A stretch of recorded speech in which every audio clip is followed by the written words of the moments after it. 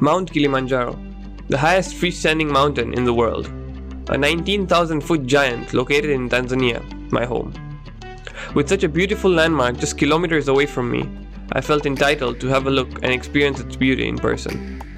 There was just one problem. I had never even hiked a small hill before, let alone a 5,985-meter giant. But this was a challenge that I was ready for. Ladies and gentlemen, I present to you a story of courage, of a display of will in the harshest of circumstances, a story of togetherness, fortitude, and pain, of how to overcome the pain and reach your goals, a story of the tests of the human mind and its potential.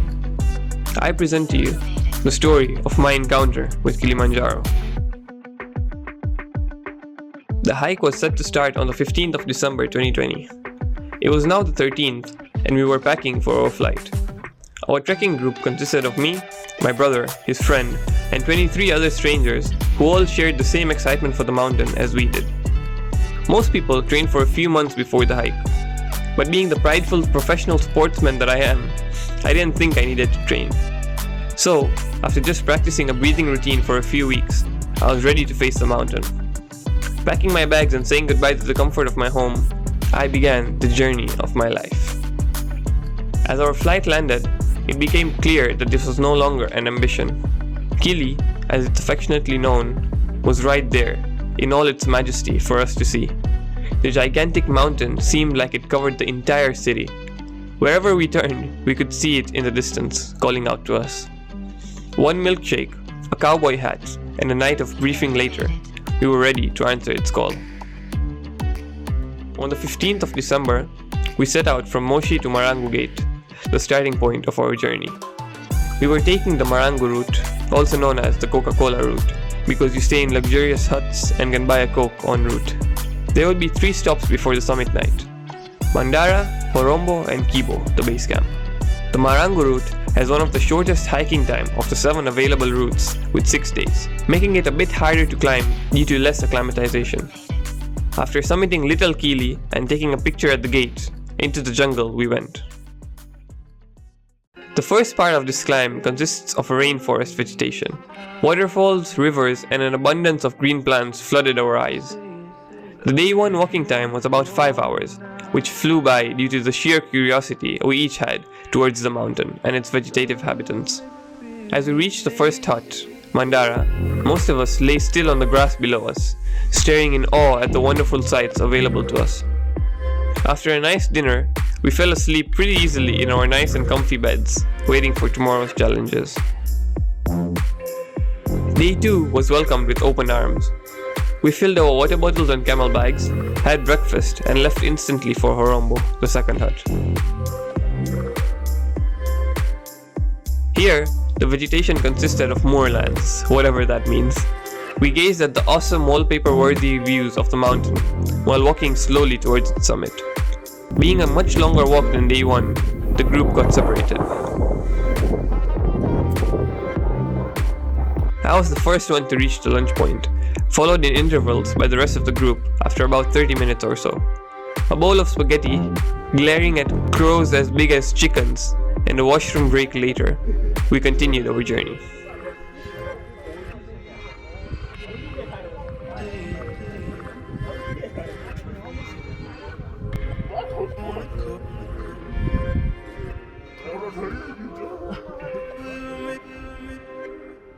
Once again, I was racing towards the hut, breaking the one rule we were told to follow, pole pole, which translates to slowly slowly.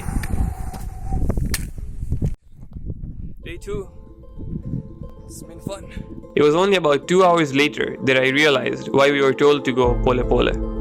I got a very bad headache which was thumping in my head like a hammer. Through sheer will, I managed to reach the hut, but instantly went to sleep in my room.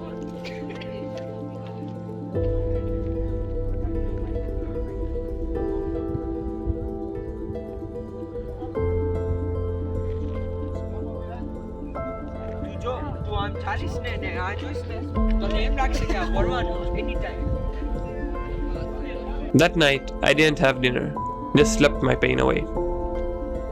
Due to my headache, I couldn't even enjoy the beautiful views of Horombo, the hut above the clouds. Day 3 was dreaded by all. It was meant to be the hardest part of the climb so far. The journey ahead consisted of an alpine desert for 9 kilometers. With the severe Tanzanian heat above us, we were doomed. After walking for what seemed like eternity, our guides finally told us that we were stopping. We thought we had reached the end. Turns out it was just halfway. Honestly, I thought I would faint. Most of us were struggling to keep our eyes open, and we were trying every possible method to stay focused. We walked in silence, with no one having enough strength to start a conversation. After a lifetime and a half, we saw settlements. Looking at those huts stirred up so much adrenaline in me that I began sprinting towards them. We had finally reached Kibo. That night, we slept tired, in pain, dehydrated, but with a sense of accomplishment. We didn't sleep for long though. After reaching the hut at about 5 p.m., we slept at 8 p.m.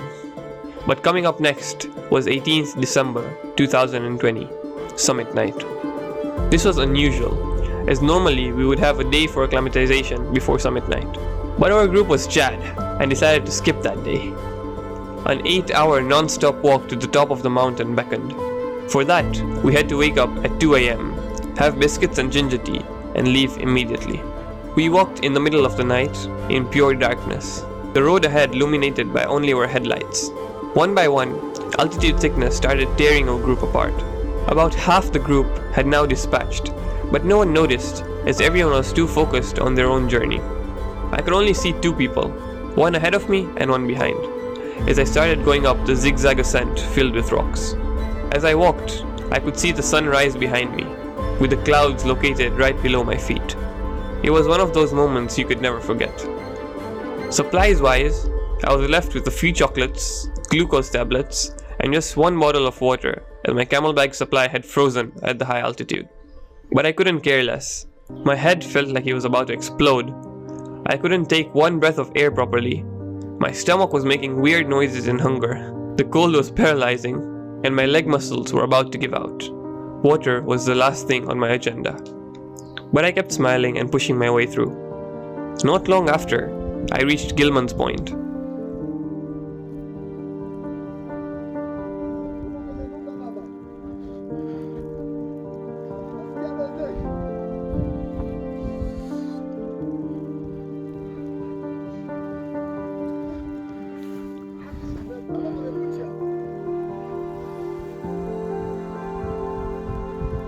To celebrate this, my porter John gave me a biscuit. And this, kids, was how I got my first vomit during the hike. Surprisingly, I felt better after vomiting. From Gilman's, I could now see the snow-capped peak that was Uhuru. It was so close, yet so far away. From Gilman's, we went to Stella Point. The walk was fairly simple, just follow the straight line path. But now things started to get challenging. My body was about to give out. I started getting drowsy, my hamstrings told me it was enough, and my headache was at its strongest. But from out of nowhere, a voice in my head said to me, "Just keep swimming, just keep swimming." Well, there was that, and the way I synchronized my steps to Adele's Rolling in the Deep. Keeping my mind busy this way, I stopped thinking about my pain. And after about an hour of this, there it was, in all its glory.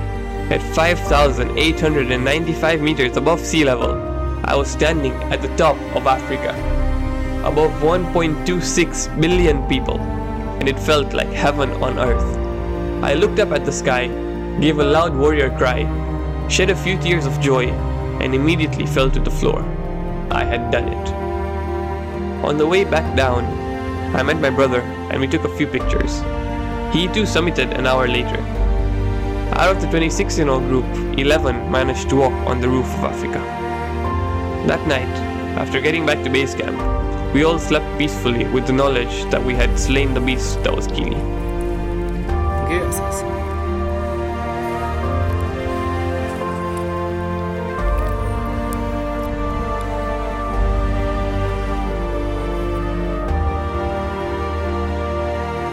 Respect the mountain.